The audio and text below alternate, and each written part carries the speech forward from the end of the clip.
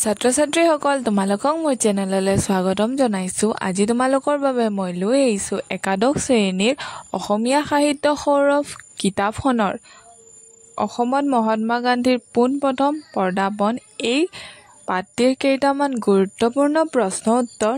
আমি ভিডিঅ'টো আৰম্ভ কৰোঁ। ১ নম্বৰ প্ৰশ্নটো হৈছে অসমত মহাত্মা গান্ধীৰ পোনপ্ৰথম পদাৰ্পণ শীৰ্ষক পাঠটি ক'ৰ পৰা সংগ্ৰহ কৰা হৈছে? উত্তৰটি হ'ল পদ্মনাথ গোহাঁই বৰুৱাৰ মোৰ সোঁৱৰণী নামৰ আত্মজীৱনীখনৰ পৰা। ২ নম্বৰ প্ৰশ্নটি হৈছে মহাত্মা গান্ধীয়ে কেতিয়া প্ৰথমবাৰৰ বাবে অসম ভ্ৰমণ কৰিছিল? উত্তৰটি হ'ল মহাত্মা গান্ধীয়ে ১৯২১ চনৰ আগষ্ট মাহত প্ৰথমবাৰৰ বাবে অসম ভ্ৰমণ কৰিছিল। ৩ নম্বৰ প্ৰশ্নটি হৈছে পদ্মনাথ গোহাঁই বৰুৱাৰ আত্মজীৱনীখনৰ নাম লিখা। উত্তৰটি হ'ল পদ্মনাথ গোহাঁই বৰুৱাৰ আত্মজীৱনীখনৰ নাম হ'ল মোৰ সোঁৱৰণী। ৪ নম্বৰ প্ৰশ্নটি হৈছে আগৰৱালা পকী ক'ত অৱস্থিত? উত্তৰটি হ'ল আগৰৱালা পকী তেজপুৰত অৱস্থিত।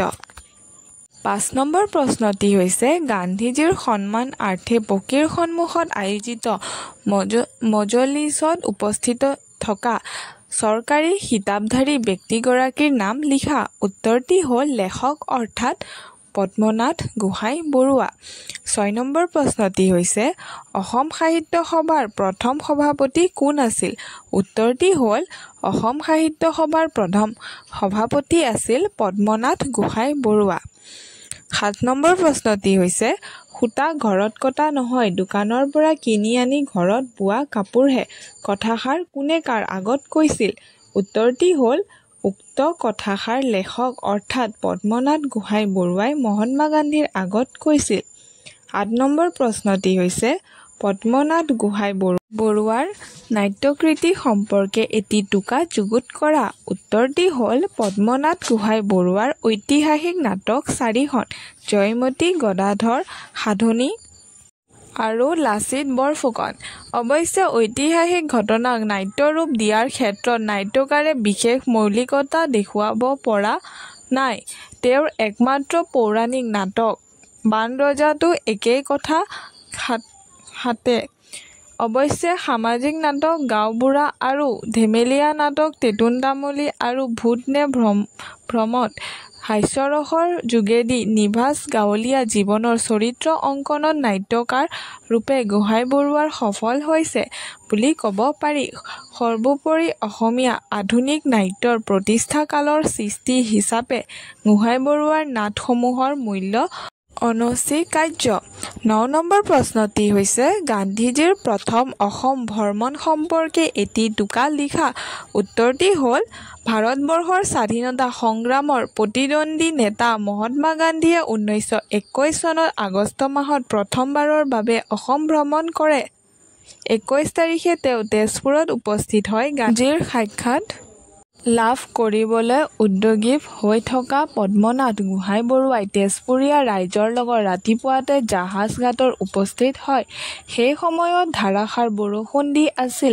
তিতিবুৰি মানুহবোৰ গান্ধীজীৰ দৰ্শনৰ লাভৰ বাবে অপেক্ষা কৰি আছিল। প্ৰায় ৰাতিপুৱা ৯:৩০ বজাত গান্ধীজী প্ৰায় অহা জাহাজখন ঘাটৰ ওচৰ চাপিছিল।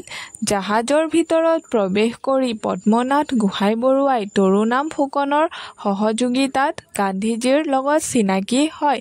বৰষুণ দি থকা বাবে বহু দেৰিলৈ জাহাজৰ পৰা ননমা গান্ধীজীয়ে বৰষুণকো আওকাণ কৰি জাহাজৰ পৰা নামি আহি পাৰত উঠে। মহাত্মা গান্ধী আৰু মৌলানা মহম্মদ আলী চাহাবক বাগিত উঠাই লৈ স্বেচ্ছাসেৱকসকলে হৰিবিলাস আগৰৱালা ডাঙৰীয়াৰ পকী কুঠীৰ অভিমুখে আৰম্ভ কৰে। তেওঁলোকৰ পিছে পিছে শোভাযাত্ৰীসকলেও খোজ মিলাই আগবাঢ়ে। আগৰৱালা পকীৰ জপনামুখৰ পৰা গোপিনী সদস্যসকলে মঙ্গলৰ উৰুলি দি মহাত্মা গান্ধীক আগবঢ়াই লৈ যায়। মহাত্মা গান্ধীৰ দৰ্শনৰ বাবে পৰম আগ্ৰহেৰে বাট চাই থকা জনতাক মহাত্মা গান্ধীয়ে চাদৰৰ ওপৰত উদংগাৰে ১৫ মিনিটমান সময় কৃষ্ণভংগীৰে থিয় দি মনৰ তৃপ্তি কিছু পৰিমাণে খাম কটায়। সেইদিনাখনেই গধূলি সময়ত ৭টামান বজাত পকীৰ সন্মুখত ঘাঁহনিত চোতালত আয়োজন কৰা মজলিছত গান্ধীয়ে সমবেত হোৱা জনতাৰ সন্মুখত আগতে যতনাই থোৱা ছালপীৰাৰ ওপৰত পিচ-গাৰো দিয়া আসনত লেখক আৰু বৈঠকৰ আয়োজকসকলৰ অনুৰোধ মৰ্মে উপস্থিত হয়। আসনত বহিয়েই গান্ধীয়ে হিন্দী গুজৰাটী ভাষাত তেখেতৰ ভাৰত ভ্ৰমণৰ উদ্দেশ্য ব্যাখ্যা কৰি সুগভীৰ সাৰুৱা বক্তৃতা দিবলৈ আৰম্ভ কৰে। প্ৰায় দুঘণ্টাজুৰি চলা বক্তৃতাৰ সমাৱেশত ৰাইজে একান্তপতীয়াকৈ শুনি ৰূপ লগাই উপভোগ কৰে। সেই বক্তৃতাত গান্ধীয়ে স্বৰাজ আৰু অসহযোগিতাৰ এই জটিল বিষয় দুটা বিশদকৈ বুজাই দিয়ে। তেজপুৰত সেই বিষয়ক সেয়ে আছিল পোনপ্ৰথম বক্তৃতা। ধন্যবাদ।